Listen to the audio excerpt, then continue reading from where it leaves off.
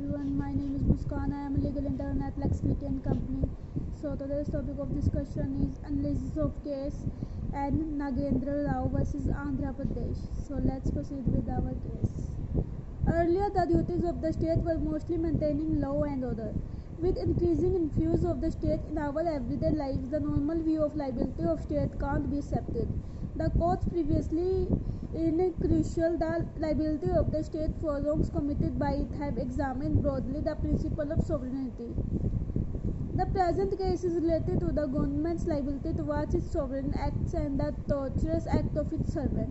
In this case, the question before the Supreme Court came that whether the confiscation of property by the government comes under the Sovereign Act and will there no liability of the government arise for the same.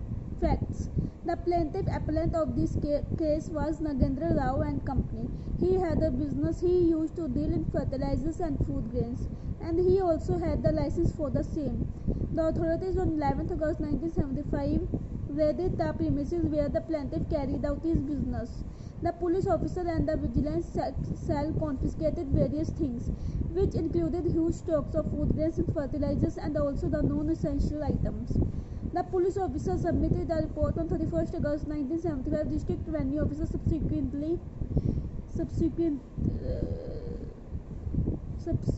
subsequently in his powers exercised under Section 6A of Essential Commodities Act, directed to hand over the custody of the fertilizer to the Assistant Agricultural Officer so that it could be distributed to the farmers and the food grains and non-essential items to the Tehsildar.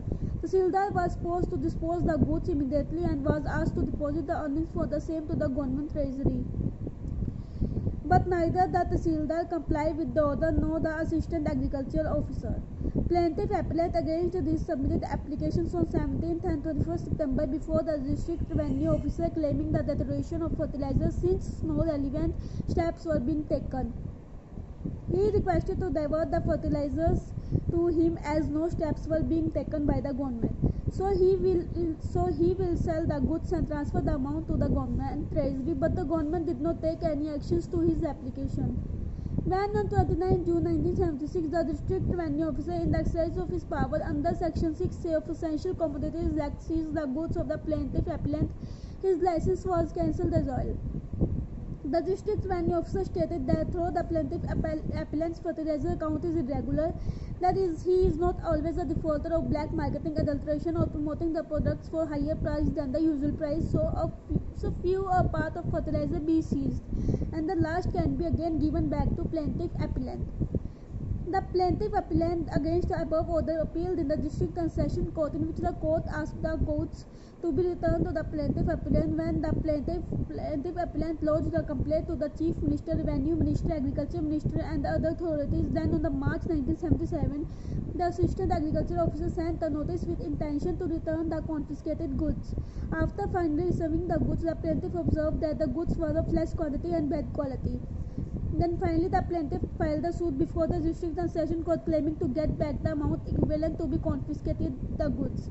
The court held that after the confiscation of the goods by District Revenue Officer, the relationship of bailer and bailee between the plaintiff and the government was established. The government in this situation had a duty to look after the bailed goods and safeguard them from loss, but the government in this situation had not performed its duty. It was also held that seizing of the goods by government does not fall under the purview of Sovereign Act, hence the government was held liable and was asked by the court to compensate the plaintiff, that is appellant. The government after this order filed an appeal before the High Court. The High Court set aside the judgment of the District Court and held that the power that the Revenue Officer exercised falls under the statutory powers of government and hence is not liable for damages. Then the plaintiff against the above order filed a suit before the Supreme Court. He stated the act of seizing of goods was not the sovereign power of government. The goods were in bad condition and it was the government's duty to look after it.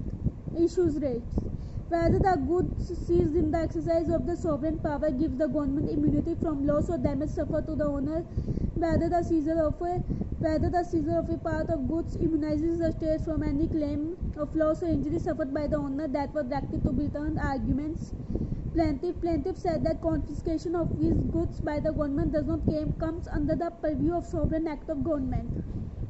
The goods were deteriorating and it was government's duty to take care of it, but they were negligent towards their part.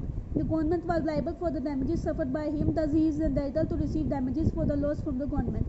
Respondent: the government argued that their act of seizing of goods comes under the purview of sovereign act of government, hence there is no liability on the part of government arises. Decision: at the first where the plaintiff appealed in the trial court, it was found that the moment case took over the goods from the plaintiff. There the relationship of bailiff and bailey was established. Going back to the basics, we know the essentials of the contract of bailment, and here all essentials of it were fulfilled. There, as a bailey, it was the duty of justiciar to look after the goods bailed. So that's all for today. If you like my video, do like, comment and subscribe the Let's Click YouTube channel. Thank you.